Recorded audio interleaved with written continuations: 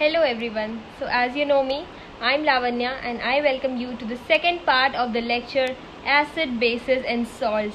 It has been already a very long wait. So without much ado, let us start. So all of you, I'm turning off this camera to fetch maximum attention of yours here in this lecture and to conserve space as well. Okay? So I hope I'm very clearly audible to all of you. Should I begin with the lecture now? Let's start. So this is what we are going to discuss in today's lecture. The first one is, wait for a while. It is acid and base reactions that we are going to discuss, under which we will discuss reaction of acids and bases with metals, reaction of acids with metal carbonates and bicarbonates, then the reactions of acid and base under different conditions. Then we will study about water and acids and bases in water. What are the reactions or what are the details of acids and bases being in water? Then we are going to discuss the difference between a base and an alkali, which is a very important topic here. Difference between the base and alkali. Then we are going to know about the hydronium ion. Then we'll study dilution, strengths of acid and bases, about the universal indicator, about the pH, which is the power of hydrogen, or you can say power of hydronium ion. And then we are going to study what is the use or importance of pH in everyday life. So these are the topics that we are going to discuss in today's lecture. One more lecture awaits you, which is the part 3 of acids and bases. Do attend that as well. Okay. If you like my presentation, needless to say, do subscribe my channel. Let us begin. Acid base reactions. देखते हैं इसमें क्या दे रखा है. A neutralization reaction occurs when an acid reacts with a base. अभी ये कितनी बार कर चुके हैं कि जब एसिड और बेस रिएक्ट करते हैं, जब एक एसिड और एक बेस रिएक्ट करते हैं तो सॉल्ट और वाटर बनता है. Salt and water are the end products of the reaction. And acid base neutralization reaction is formulated as a double displacement reaction. एक तरीके की डबल डिस्प्लेसमेंट रिएक्शन होती है ये. एसिड और बेस की रिएक्शन एक तरीके की डबल डिस्प्लेसमेंट रिएक्शन है स्टैंडर्ड अप्रोच में. अभी हम आगे देखेंगे कि ये डबल डिस्प्लेसमेंट रिएक्शन कैसे है. How is it that it is a double displacement reaction? We'll see to it. पर उससे पहले we will move on to some details. Reaction of acid और base. Reaction of acids and base with metals. Metals के साथ ये कैसे react करते हैं? Acids in general react with metals to produce salt. क्या क्या प्रोड्यूस हो जाएगा? सॉल्ट और हाइड्रोजन गैस. जब एसिड या बेस मेटल के साथ रिएक्ट करेंगे, we will get salt and hydrogen gas. Bases in general do not react with metals. Generally commonly bases metals के साथ रिएक्ट नहीं करते, do not react and do not produce hydrogen gas. और bases generally in general cases metal के साथ react नहीं करते और हाइड्रोजन गैस प्रोड्यूस नहीं करते हैं. तो हम यहाँ पे एसिड का एग्जाम्पल लेके चलेंगे कि ठीक है एसिड हमें कैसे डबल डिस्प्लेसमेंट रिएक्शन दे रहा है. दैट्स वाई यहाँ पे एग्जाम्पल दे रखा है एसिड का. Acid plus an active metal. अब यहाँ पे एक्टिव मेटल क्यों दिया है? क्योंकि बहुत सारे मेटल ऐसे होते हैं जो नोबल मेटल्स होते हैं या इनर्ट मेटल्स होते हैं जो कि रिएक्ट नहीं करते, जैसे कि गोल्ड, प्लैटिनम. इस तरीके के मेटल्स रिएक्ट नहीं करना पसंद करते हैं एसिड के साथ. इसीलिए यहाँ लिख रखा है एक्टिव मेटल. यानी एसिड उन्हीं मेटल्स के साथ रिएक्ट करेगा जो एक्टिव होंगे और फिर प्रोड्यूस करेगा सॉल्ट, हाइड्रोजन और heat. Now we'll get to the examples. This one. Okay. Now this is better. 2 HCl, HCl plus Mg. अब HCl ये हमारा एसिड है, Mg हमारा मेटल है यानी मैग्नीशियम. ये हमें दे रहा है सॉल्ट और hydrogen. MgCl2 is your salt और यहाँ पे हमें मिल रहा है हाइड्रोजन. ये अपवर्ड्स एरो हमें दिखा रही है कि it is a gas. Hydrochloric acid plus magnesium chloride दे रहा है और हाइड्रोजन दे रहा है. अब क्या हम ये नहीं देख सकते हैं कि HCl में से H प्लस निकल जा रहा है, H2 बन के, H प्लस H2 बन के निकल जा रहा है. ये HCl था यहाँ पर जो कि एक कंपाउंड था, एक एसिड था, उसमें से H2 यानी कि फ्री हाइड्रोजन एस्केप कर जाती है, विच मीन्स कि हाइड्रोजन यहाँ से डिस्प्लेस हुई है और क्लोरीन भी यहाँ से टूट गई है। मैग्नीशियम के साथ कंबाइन कर जाती है क्लोरीन कंबाइन कर जाती है मैग्नीशियम के साथ और बना लेती है सॉल्ट MgCl2। कौन सी चीज़ कहाँ जा रही है कि कौन सी चीज़ रिएक्शन में रिएक्टेंट से प्रोडक्ट की तरफ उसमें क्या क्या चेंजेस आ रहे हैं, that is also very important. अब बेस के एग्जाम्पल कॉमनली लिखा हुआ है कि बेसिस रिएक्ट नहीं करते हैं, लेकिन बहुत सारे ऐसे बेसिस हैं जो रिएक्ट भी करते हैं, इसीलिए हम एक बेस का भी एग्जाम्पल ले लेते हैं। Base plus metal gives you salt plus hydrogen gas plus acid plus heat, same as in the case of acid. उसी तरह एसिड की तरह ही बेस भी रिएक्ट करता है, कॉमनली रिएक्ट नहीं करते हैं लेकिन बहुत सारे बेसिस रिएक्ट करते हैं। वैसे देखा जाए तो बेस जनरली मेटल के साथ रिएक्ट नहीं करते हैं, हाइड्रोजन और सॉल्ट प्रोड्यूस नहीं करते हैं, पर बहुत सारे रिएक्टिव बेसिस हैं जो कि मेटल्स के साथ रिएक्ट करते हैं, जैसे highly reactive base NaOH, sodium hydroxide, potassium hydroxide. इस तरीके के बेसिस जो हाईली रिएक्टिव हैं वो मेटल के साथ रिएक्ट करेंगे। जैसे यहाँ पे रिएक्शन दे रखा है जिंक के साथ और एक सॉल्ट बनाते हैं। ये रिएक्शन वैसे भी काफ़ी ज़्यादा इंपॉर्टेंट है। Na2ZnO2, this is the salt which is called sodium zincate. इस सॉल्ट को बोलते हैं sodium zincate, Na2ZnO2, which is very very important and it will also give you H2 gas. फिर से ये दे रहा है अफोडारो, मतलब कि एस्केपेबल है। A more reactive metal displaces a less reactive metal from its base. उसके बेस में से एक ज़्यादा रिएक्टिव मेटल कम रिएक्टिव मेटल को डिस्प्लेस करता है, which is a displacement reaction, we already know. For example sodium MgOH whole twice में से रिप्लेस करता है मैग्नीशियम को और बना लेता है NaOH और magnesium. We can clearly see कि मैग्नीशियम के सॉल्ट में से सोडियम मैग्नीशियम को रिप्लेस करते हुए फ्री मैग्नीशियम बना रहा है, which means sodium is more reactive than magnesium, इसीलिए वो उसे उसी के सॉल्ट में से रिप्लेस कर पा रहा है। Now the very next page, this one, let us zoom it. Reaction of acids with metal carbonates and bicarbonates. सिर्फ मेटल के साथ ही नहीं, मेटल के कार्बोनेट्स और बाइकार्बोनेट्स के साथ भी एसिड बहुत अच्छा रिएक्शन शो करता है। Acids produce carbon dioxide. अभी हमें साफ साफ दिखाई दे रहा है कार्बोनेट्स, तो कार्बोनेट्स में से क्या निकलेगा, कार्बन। बाइकार्बोनेट्स में से भी क्या निकलेगा, कार्बन, यानी कार्बन डाइऑक्साइड प्रोड्यूस होगा। अब की बार हाइड्रोजन प्रोड्यूस नहीं होगा, अब की बार कार्बन डाइऑक्साइड प्रोड्यूस होगा। और मेटल सॉल्ट्स तो होंगे ही और वाटर भी होगा। जब कोई एसिड किसी मेटल कार्बोनेट या बाइकार्बोनेट के साथ रिएक्ट करेगा कार्बोनेट्स के साथ, तो कार्बन डाइऑक्साइड प्रोड्यूस होगा, मेटल सॉल्ट्स प्रोड्यूस होंगे ही होंगे और वाटर भी प्रोड्यूस होगा।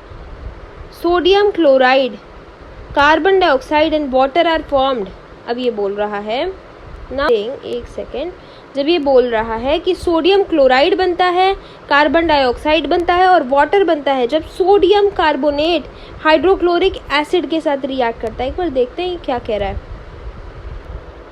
सो हियर्स द रिएक्शन, जब HCl Na2CO3 यानी कि सोडियम कार्बोनेट के साथ रिएक्ट करता है तो हमें मिलता है NaCl कॉमन सॉल्ट, और क्या मिलता है, वाटर मिलता है, और क्या मिलता है, कार्बन डाइऑक्साइड मिलता है, क्योंकि ये कार्बोनेट है। कार्बोनेट या बाइकार्बोनेट जब एसिड के साथ रिएक्ट करते हैं, मेटल के कार्बोनेट या बाइकार्बोनेट जब एसिड के साथ रिएक्ट करते हैं तो सॉल्ट तो बनता ही बनता है, उसके साथ CO2 बनती है और H2O बनती है। इसी CO2 की वजह से लाइम वाटर मिल्की हो जाता है, जो कि इस रिएक्शन का टेस्ट है। ये रिएक्शन हो रही है कि नहीं ये हम लाइम वाटर में टेस्ट करते हैं, और जब लाइम वाटर मिल्की हो जाता है तो हमें समझ आ जाता है कि हाँ CO2 प्रोड्यूस हुई है, that means this reaction has happened. The same thing we can get here. यहाँ पे हम इनको इरेज कर देते हैं, दिस वन, एंड यहाँ पे लिख रखा है allowing carbon dioxide to travel through water and turn it milky। Lime water के थ्रू ट्रैवल करती है कार्बन डाइऑक्साइड गैस और उसको मिल्की बना देती है, जिसकी वजह से इस चेंज को हम देख पाते हैं और इस चेंज से हम गैस कर पाते हैं कि ये वाली रिएक्शन हुई होगी। एसिड प्लस मेटल कार्बोनेट और bicarbonate will give you salt, water and carbon dioxide, which we have अभी डिस्कस किया अभी हमने। और फिर लिखा हुआ है एक और एग्जाम्पल के साथ, सोडियम कार्बोनेट की हमने अभी रिएक्शन देखी थी, अब कैल्शियम कार्बोनेट की रिएक्शन यहाँ पे दे रखी है which we are going to study. HCl plus CaCO3 give you CaCl2 plus water plus carbon dioxide. Now अब मैग्नीशियम बाइकार्बोनेट की दे रखी है reaction MgHCO3 whole twice which is magnesium bicarbonate when reacts with H2SO4 which is also an acid gives you again a salt MgSO4 plus water plus carbon dioxide. Now we have discussed 3 examples on how metal carbonates and bicarbonates reacts with acid.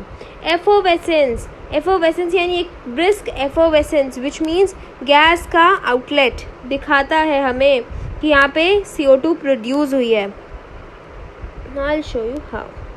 Effervescence indicates the liberation of CO2 gas. This is very important. Effervescence means gas का बाहर निकलना, test tube से gas का बाहर निकलना, एक brisk एफोवेसेंस, quickly gas का escape out करना. ये शो करता है कि यहाँ पे CO2 गैस प्रोड्यूस हुई है और यहाँ पे रिएक्शन हुई है. So our next topic is reaction of acid with base. अब एसिड और बेस का रिएक्शन हम पढ़ने वाले हैं. Reaction of metal oxides and hydroxides with acid. इसमें भी सबसे पहला टॉपिक है जब मेटल के ऑक्साइड्स और हाइड्रोक्साइड्स एसिड के साथ रिएक्ट करते हैं. मेटल हाइड्रोक्साइड या ऑक्साइड बेसिक होते हैं नेचर में. ये एक फैक्ट बेस्ड पॉइंट है कि मेटल के ऑक्साइड या हाइड्रोक्साइड हमेशा नेचर में बेसिक होते हैं, इसीलिए वो एसिड के साथ रिएक्ट करते हैं और इसीलिए इस कैटेगरी में आ रहा है रिएक्शन ऑफ एसिड और बेस की कैटेगरी में. इसीलिए मेटल के सॉल्ट्स और एसिड का रिएक्शन आ रहा है क्योंकि मेटल के सॉल्ट्स नेचर से बेसिक होते हैं और वो एसिड के साथ रिएक्ट करेंगे तो वही रिएक्शन शो करेंगे जो एक एसिड और बेस शो करता है. Acid plus base is equal to salt plus water plus heat. क्योंकि ये एक एक्सोथर्मिक रिएक्शन है तो इसके रिएक्शन से जो टेस्ट ट्यूब है वो गर्म हो जाती है और हीट प्रोड्यूस होती है. That is why the term is exothermic. Heat बाहर निकलती है, प्रोड्यूस होती है. That is why the term here is exothermic reaction. तो एसिड और बेस का रिएक्शन जो कि एक न्यूट्रलाइजेशन रिएक्शन है is always an exothermic reaction जहाँ हीट प्रोड्यूस होगी और टेस्ट ट्यूब हॉट हो जाएगी. Now will come straight away to the reaction. अब ये रिएक्शन कहती है H2SO4 plus MgO will give you MgSO4 plus H2. More of a kind of displacement reaction. एक डिस्प्लेसमेंट रिएक्शन की तरह ही दिखाई दे रही है जहाँ पे एक एसिड है H2SO4 और एक मेटल का ऑक्साइड है MgO. MgO is the metal oxide, magnesium oxide. ठीक है. So sulfuric acid when reacts with MgO, that is magnesium oxide, will give you MgSO4, magnesium sulfate and water. This reaction is very very important because ये hydroxides का, metal के hydroxides और metal के oxides का basic nature show करता है. Similarly अगर हम नॉन मेटल्स की बात करने लगे तो नॉन मेटल्स के ऑक्साइड्स जो हैं वो एसिडिक होते हैं नेचर में. This is a fact based point once again. यहाँ पे फिर से एक रिएक्शन दे रखी है जहाँ पे इस बार इसने हाइड्रोक्लोरिक एसिड लिया है HCl और इसका रिएक्शन करा है MgOH whole twice which is magnesium hydroxide. इस बार मेटल की हाइड्रोक्साइड ली है. सेम रिएक्शन गोज ऑन जो कि एक डिस्प्लेसमेंट रिएक्शन की तरह है. MgCl2 और H2O फॉर्म होगा, एक सॉल्ट और वाटर फॉर्म होगा. जैसे कि एक एसिड और बेस के रिएक्शन में आइडियली एक सॉल्ट और वाटर फॉर्म होना चाहिए, वैसे ही यहाँ पे भी सॉल्ट और वाटर फॉर्म होगा. तो ये क्या थी कि एक एक्सोथर्मिक रिएक्शन है. मेटल के ऑक्साइड्स या हाइड्रोक्साइड्स बेसिक होते हैं नेचर में, नॉन मेटल के ऑक्साइड्स या हाइड्रोक्साइड्स एसिडिक होते हैं नेचर में और वो वैसे ही रिएक्ट करते हैं जैसे एक एसिड और बेस को करना चाहिए. अब वही बात कह रखी है इसने. नॉन मेटल के ऑक्साइड्स और बेसिस की रिएक्शन दे रखी है. नॉन मेटल के ऑक्साइड्स नेचर में एसिडिक होते हैं और बेस के साथ जब रिएक्ट करते हैं तो सॉल्ट, वाटर और heat. Again this reaction is also exothermic जिससे कि टेस्ट ट्यूब का टेम्परेचर रेज हो जाता है. This is the term used for a reaction जिसमें कि हीट प्रोड्यूस होती है. The reaction is called exothermic. Here also they are giving an example जहाँ पे NaOH plus CO2 will give you Na2CO3 and water. Metal के hydroxide होते तो ये बेसिक होते. अब यहाँ पे नॉन मेटल के ऑक्साइड्स होंगे, हाइड्रोक्साइड्स होंगे, तो ये एसिडिक होंगे नेचर में. और फिर ये एक बेस के साथ रिएक्ट करेंगे. This is a base and this is the oxide of a non metal which is carbon. और फिर ये रिएक्ट करेंगे Na2CO3 which is a salt and will give water also. The next topic is reaction of acid and base. अब directly acid और base के reaction पे आ जाते हैं. Yes, a very common acid is hydrochloric acid. The formula is HCl. We already know. The reaction between a strong acid, says hydrochloric acid, and a strong base, say sodium hydroxide, forms salt and water.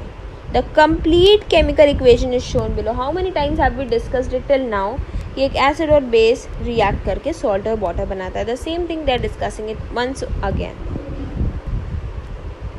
अब ये एक neutralization reaction once again दिखाई गई है. Again I have to repeat the same thing. HCl which is a very strong acid when reacts with a very strong base like NaOH gives you salt and water. अब what will happen if we will add acid or bases in water? When added to water, acid and bases dissociate into their respective ions and help in conducting electricity.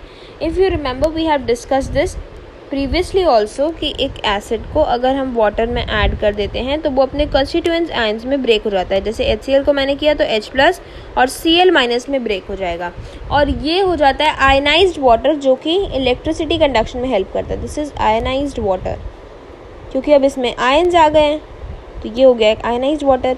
इसीलिए tap water जो है वो electricity conduct करने में help करता है क्योंकि उसमें मिनरल्स होते हैं, आयंस होते हैं. जबकि डिस्टिल्ड वाटर इलेक्ट्रिसिटी कंडक्शन में कोई हेल्प नहीं करता बिकॉज उसमें सिर्फ वाटर होता है, उसमें कोई सॉल्ट्स नहीं होते, कोई मिनरल्स नहीं होते. That is why tap water can conduct electricity whereas distilled water can not. Again a possible question for your exams. Now what is the difference between a base and an alkali? Base में क्या है? Base undergoes a neutralization reaction with acid. These are feature भी कह सकते हैं या फिर हम कह सकते हैं कि ये इसकी डिफरेंस भी है. Then after they comprise of metal oxides, metal hydroxides, metal carbonates, metal bicarbonates. इन सबका नेचर बेसिक ही है.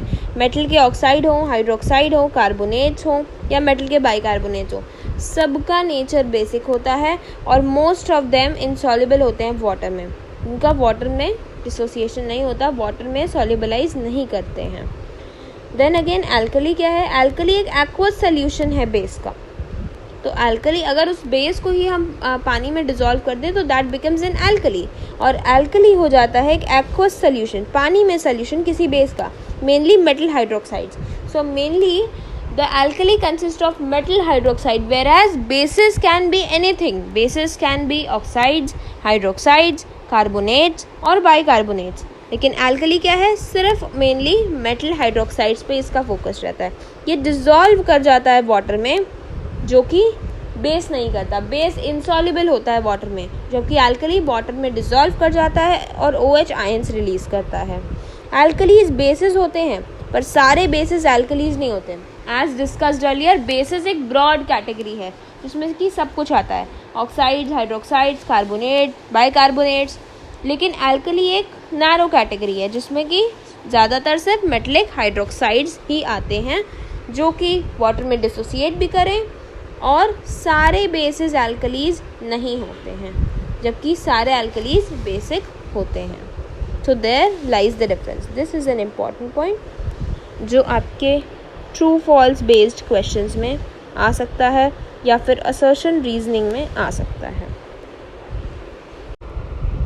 Now let's talk about hydronium ion. So what is hydronium ion? Hydronium ion is formed when hydrogen ion accepts a lone pair of electron from the oxygen atom of a water molecule forming a coordinate bond. Here बहुत ज़्यादा दिमाग आपको लगाना नहीं है because it is not in your syllabus. The coordinate bond thing, coordinate covalent bond is not in your syllabus. So better just learn the definition. That is what is important here. Also understand this concept through an illustration. I'll tell you here. So I'll clear this ink and we'll zoom in this.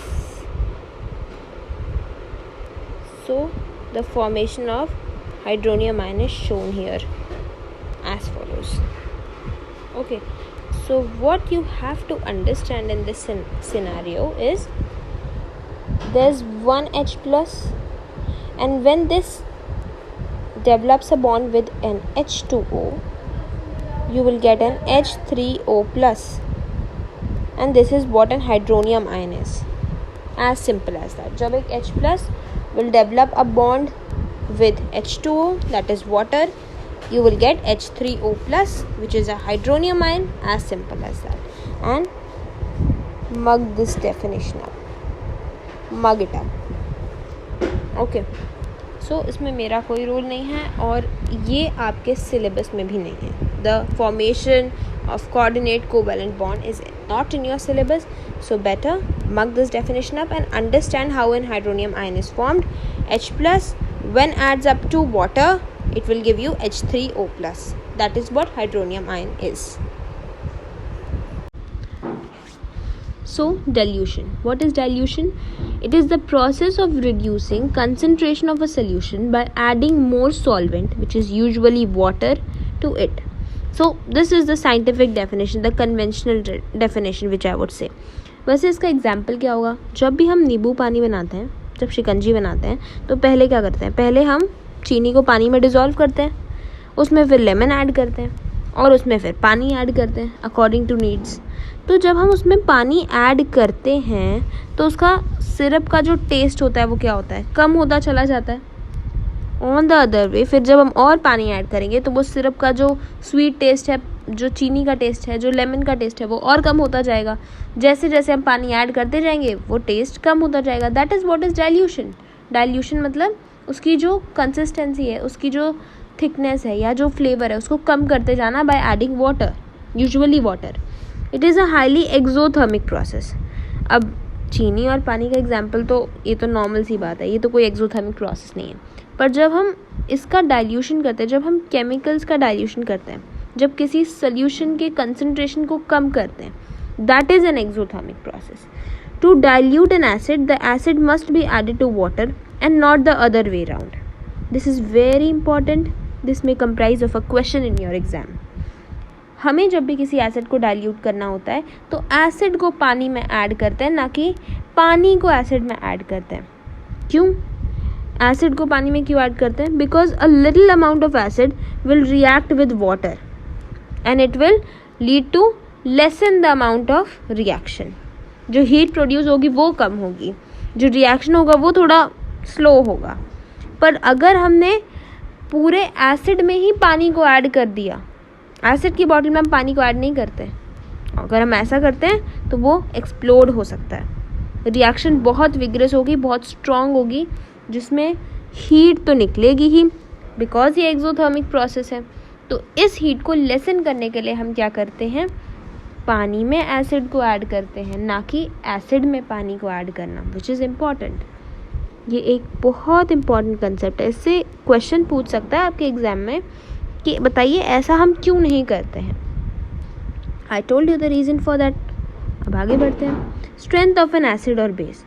अब जैसे कि यार शिकंजी का example लिया था, जैसे कि हमने उसमें और पानी ऐड करते गए थे तो उसकी स्ट्रेंथ कम होती चली गई थी. उसकी स्ट्रेंथ कैसे डिनोट होगी? उसके फ्लेवर से डिनोट होगी. उसका फ्लेवर कम होता चला जाएगा, उसका जो स्वीट टेस्ट है वो कम होता चला जाएगा. तो हम कहेंगे कि उसकी स्ट्रेंथ जो है वो बहुत कम हो गई है, बहुत लाइट है. This is what it is. Strength of acid और बेस भी इसी तरह होती है. स्ट्रॉन्ग एसिड और स्ट्रॉन्ग बेस. जब when all molecules of a given amount of acid or base dissociate completely in water to furnish their respective ions, H plus in acid and OH minus for base.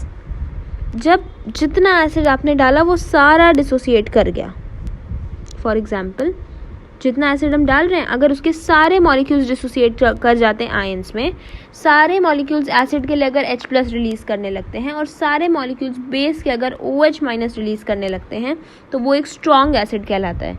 क्योंकि उसकी dissociation ज़्यादा है, वो उतने ही amount में ज़्यादा ions को release कर रहा है.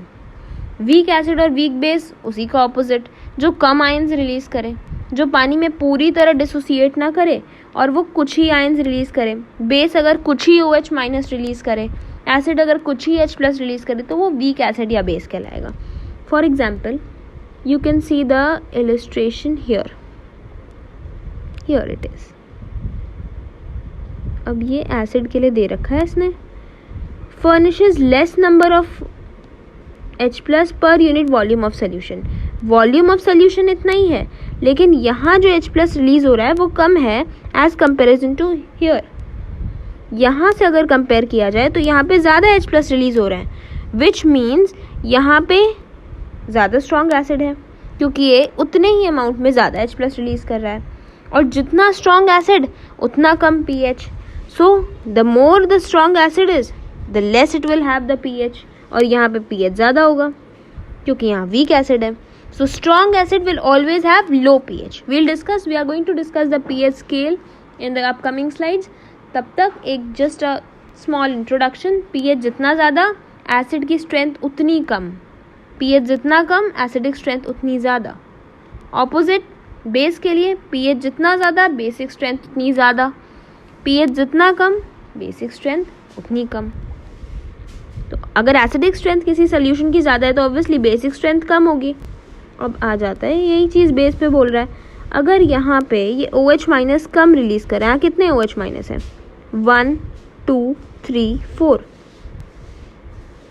यहाँ कितने हैं B plus B plus B plus B plus B plus. यहाँ क्या है, यहाँ स्ट्रॉन्ग बेस है, यहाँ वही चीज़ की कंसंट्रेशन ज़्यादा है। आप सपोज कर लो कि आप नींबू पानी बना रहे हो जिसमें कि आपने एक ग्लास में चीनी ज़्यादा डाली है और एक ग्लास में चीनी कम डाली है, तो स्ट्रॉन्ग कौन सा होगा, जिसमें चीनी ज़्यादा डाली है, जिसमें नींबू ज़्यादा डाला है। और जिसमें पानी ज़्यादा डाला है वो डाइल्यूट होगा, वो वीक होगा सिंपली। अब ये डाइल्यूट एसिड और कंसनट्रेटेड एसिड क्या है, अगर ज़्यादा H प्लस है पर यूनिट वॉल्यूम तो वो कंसनट्रेटेड एसिड है, अगर कम H प्लस है पर यूनिट वॉल्यूम तो वो डाइल्यूट एसिड है। अगर उसमें पानी ज़्यादा है, आयंस कम है, तो वो डाइल्यूट है, जैसा कि हम एक नींबू पानी का एग्जांपल से समझ सकें। और अगर उसमें नींबू चीनी, दैट मीन्स आयंस अगर ज़्यादा हैं, H प्लस अगर ज़्यादा है पर यूनिट वॉल्यूम, उतने ही अमाउंट ऑफ पानी में अगर H प्लस ज़्यादा है तो वो कंसनट्रेटेड एसिड है, उतने ही अमाउंट ऑफ पानी में अगर H प्लस कम है तो वो डाइल्यूट एसिड है। डाइल्यूट एसिड क्या होगा, वीक एसिड होगा। Concentrated acid will always be a strong acid क्योंकि उसमें H प्लस ज़्यादा है एनीवे। वही चीज़ यहाँ पे भी बताई गई है with the same illustration here you can see. अब यहाँ पे see, oops, can you not see here, यहाँ पे सोल्यूशन एक तरीके से थिक है, कंसनट्रेटेड है, contains more number of acid molecule per unit volume. And here volume ज़्यादा है, कंसनट्रेशन क्या है, स्कार्स है। यहाँ पे क्या होगा, हायर pH होगा क्योंकि डाइल्यूट एसिड है। एसिडिक स्ट्रेंथ ज़्यादा कब होती है, जब pH कम होता है। यहाँ तो एसिडिक स्ट्रेंथ कम है तो pH ज़्यादा होना चाहिए। Similarly the cases for base. Here you see, यहाँ पे आपको थिक सोल्यूशन नहीं दिख रहा है, बहुत थिक चीज़ नहीं समझ आ रही है, और ये लाइट है क्योंकि यहाँ पे less number of base molecules हैं, 1 2 3 4। पानी ज़्यादा है, यहाँ भी 4 है, इसमें कम सोल्यूशन में, कम उसी वॉल्यूम में देख लीजिए 4 है। तो सोल्यूशन कौन सा ज़्यादा अच्छा हुआ, ये वाला। इसकी क्या होगी, हाई pH होगी क्योंकि इसकी बेसिसिटी हाई है। So for high basicity you will have high pH, for high acidity you will have low pH। Again I am repeating the same concept which is very important. अब universal indicator क्या है, the universal indicator has pH range from 0 to 14 which I will show you. It indicates the acidity और alkalinity, that is the basicity, basically basicity of a solution. Alkali और base में अंतर हम पहले ही समझ चुके हैं। एल्कली जो होता है वो पानी में डिजॉल्व किया हुआ बेस है, और बेस है।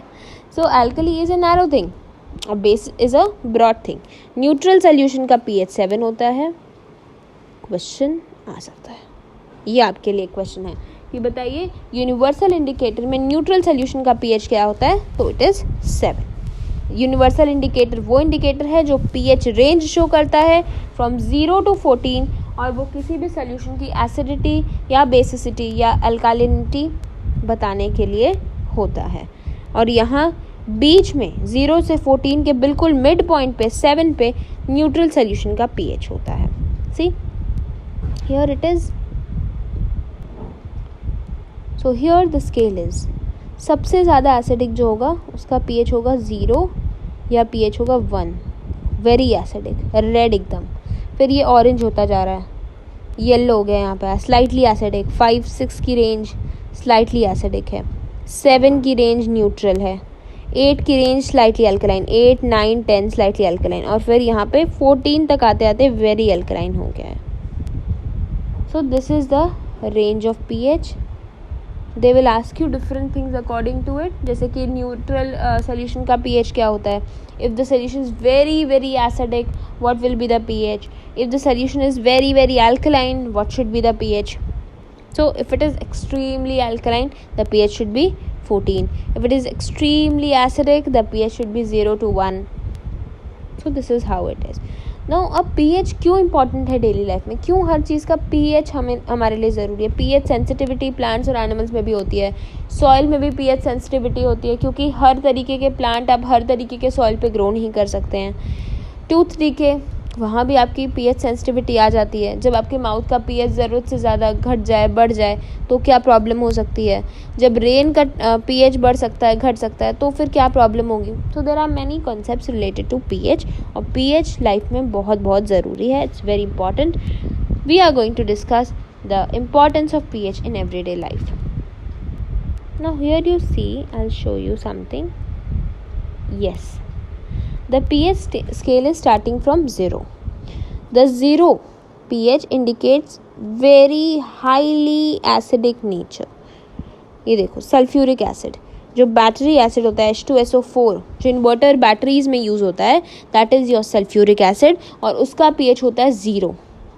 स्टमक का pH होगा 1। स्टमक में जो एसिड है HCl, हाइड्रोक्लोरिक एसिड, उसका pH होगा 1। दे will ask you such question, जैसे कि लेमन जूस का pH होगा 2, vinegar will have 3 pH, tomatoes will have 4 pH. Tomatoes are also acidic. Acid rain, tomato, carbonated beverages, you will have the pH range between 2 and 3. Orange juice, beer, so pure rain, coffee. ये देखो सबके pH कैसे बढ़ते जा रहे हैं, 5, 6, और ये लाइट ग्रीन ग्रीन ग्रीन होता जा रहा है। और अब लेट मी सी, 1 मिनट, अब देखो नीचे बढ़ रहे हैं हम। प्योर रेन ये आ गई, एग योक आ गया, कौन से रेंज में? pH 6 की रेंज में। 7 की रेंज में फ्रेशली डिस्टिल्ड वाटर, और somewhat 6 to 7 saliva, blood, tears. Saliva का pH होता है 6.8, विच इज़ नियर अबाउट 7, तो 6.8 सलाइवा का pH हो गया। सी वाटर 8, ये pH 8 पे, let me change the color of my pen, orange. This is the pH scale for sea water. Baking soda, देखो अब ये थोड़ा थोड़ा बेसिक होता जा रहा है, 8 से ज़्यादा हो गया, 8 और 9 के बीच में baking soda. Milk of magnesia which is MgOH whole twice. Important, MgOH whole twice का नाम आपसे पूछ सकता है कि मिल्क ऑफ मैग्नीशिया है। This is important for your exams. Household ammonia, देखिए कैसे बेसिक होता जा रहा है। Household, 1 minute, here it is. Household bleach, lye, NaOH, देखो ये कितना ज़्यादा बेसिक है, 13 से 14 pH रेंज में लाई करने वाला। So what all can they ask you from here? I will tell all the possible questions जो कि यहाँ से पॉसिबल हैं। यहाँ से जो क्वेश्चंस पॉसिबल हैं, सो एज ऑलरेडी डिस्कस्ड, 7 से आप ऊपर बढ़ेंगे आपकी एसिडिटी बढ़ेगी, 7 से आप नीचे बढ़ेंगे आपकी अल्कलिनिटी बढ़ेगी, 7 पे आपका न्यूट्रल सोल्यूशन है। कौन कौन न्यूट्रल है? जैसे कि freshly distilled water.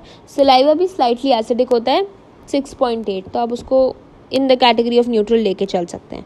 Blood, tears, ये सब बेसिक की कैटेगरी में आते हैं।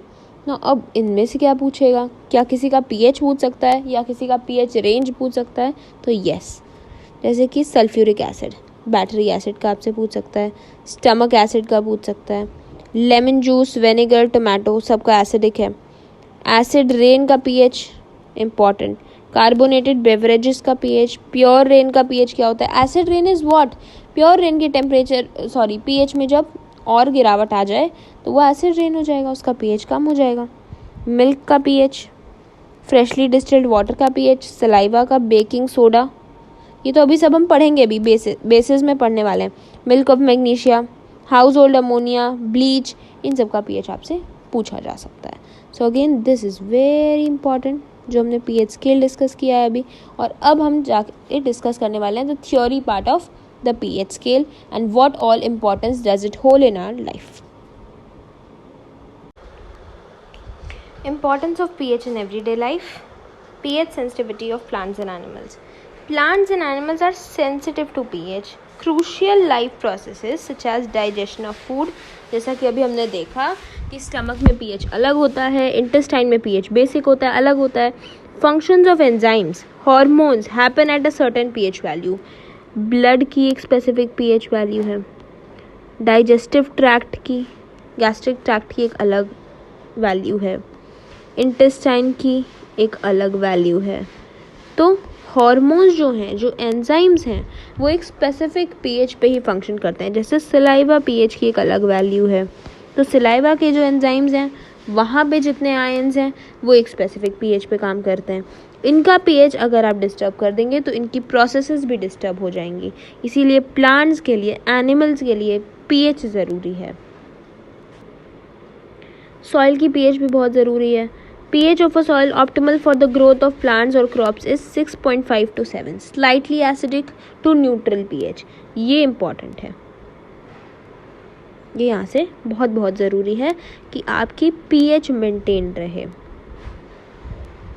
Then after you have that pH in digestive system, मैंने अभी डिस्कस किया, अभी फिर से डिस्कस करेंगे क्योंकि यहाँ पे टॉपिक दे रखी है। The process of digestion happens at a specific pH in our stomach which is 1.5 to 4। तो स्पेसिफिक pH क्या है स्टमक की? 1.5 to 4। pH of interaction of enzymes while food is being digested is influenced by HCl in our stomach. Hydrochloric acid है stomach में तो obviously acidity maintain रहेगी stomach में, basicity तो रहेगी नहीं। एसिडिटी का पीएच आपको दिखाई दे रहा है 1.5 to 4 पीएच रहता है। अगर पीएच डिस्टर्ब हो जाता है, जो कि बहुत सारे एंटासिड्स लेने से, कई बार जो लोग बहुत ज़्यादा एंटासिड्स लेते हैं उनके पीएच कभी कभी डिस्टर्ब हो जाता है स्टमक का, और उनका पीएच कभी कभी बेसिक हो जाता है या न्यूट्रल हो जाता है, जिसके वजह से उनको फिर से वही एसिडिटी की दिक्कत और ज़्यादा आती है। Okay, so now we will move on to pH in tooth decay. कभी कभी क्या होता है, जो लोग बहुत ज़्यादा एंटासिड्स लेते हैं उनका जब पीएच डिस्टर्ब हो जाता है स्टमक का, जैसे कि जब न्यूट्रल या बेसिक हो जाता है तो स्टमक क्या करता है, और एसिड प्रोड्यूस करता है, जिससे उनकी एसिडिटी की प्रॉब्लम मल्टीप्लाई हो जाती है और ज़्यादा बढ़ जाती है। Then you have pH in tooth decay. Tooth decay में भी पीएच का रोल है। Tooth decay happens when teeth are exposed to an acidic environment of pH 5.5 और below। जब माउथ का pH 5.5 से नीचे गिर जाता है तो टूथ डीके होता है, दांत में सड़न होती है। Very very simple. माउथ का pH 6.5 to 6.8 रहना चाहिए, पर जब वो 5.5 के नीचे ड्रॉप कर जाता है तो टूथ डीके की प्रॉब्लम आती है। सो अब आपको समझ आ रहा होगा pH कितना कितना इम्पॉर्टेंट है। pH of self-defense by animals and plants. Acidic substances are used by animals and plants as a self-defense mechanism. For example, bee and plants like nettle secrete a highly acidic substance for self-defense. ये acidic substances होते हैं और इनका एक specific pH होता है, तो again इसका रोल self-defense में भी है, चाहे वो बीज के लिए हो, चाहे वो नेटल प्लांट के लिए हो। ऐसे और भी प्लांट्स होते हैं, और भी एनिमल्स होते हैं जो एसिडिक सब्सटेंसेस को सिक्रीट करते हैं टू स्केयर देयर एनिमी और टू प्रोटेक्ट देमसेल्व्स। सो अब यहाँ तक हमारी पीएच स्केल की बात हो गई, इंपॉर्टेंस ऑफ पीएच की बात हो गई, किस किस चीज़ों का या किन किन चीज़ों का स्पेसिफिक आपको पीएच याद करना है उनकी बात हो गई। पीएच चेंज होने से क्या क्या प्रॉब्लम्स आ सकती हैं, जैसे एसिड रेन भी एक प्रॉब्लम है जो कि पीएच चेंज होने से आ सकती है। 5.5 के नीचे चला जाए रेन का पीएच तो आपको एसिडिक रेन मिलेगी। वो अगेन एक प्रॉब्लम है क्योंकि वो एसिडिक रेन जो है वो कोरोसिव है। और ताजमहल की केस स्टडी आप सबने पढ़ी होगी कि केस स्टडी ताजमहल की जो है उसके अकॉर्डिंग ऐसा है कि जो मार्बल है वो कोरोड हो रहा है, वो येलोइश हो जा रहा है। जो वाइट मार्बल है वो येलोइश हो जा रहा है ड्यू टू एसिडिक रेन। तो ये भी है एक केस। जहाँ पे एसिडिक रेन है वहाँ पे बहुत सारी प्रॉब्लम है। जहाँ पे सॉइल का टेम्परेचर पीएच ऊपर नीचे हो जा रहा, उसकी बहुत सारी प्रॉब्लम्स हैं। अगर आपके माउथ का पीएच या आपके डाइजेस्टिव ट्रैक्ट का पीएच अगेन फ्लक्चुएट कर रहा है तो फिर एक प्रॉब्लम है। नाउ नेक्स्ट सब टॉपिक आ जाती है manufacture of acid and bases. I hope you like my presentation. If so, do consider liking, commenting, sharing it with your friends and subscribe to my channel. Thank you. Bye bye.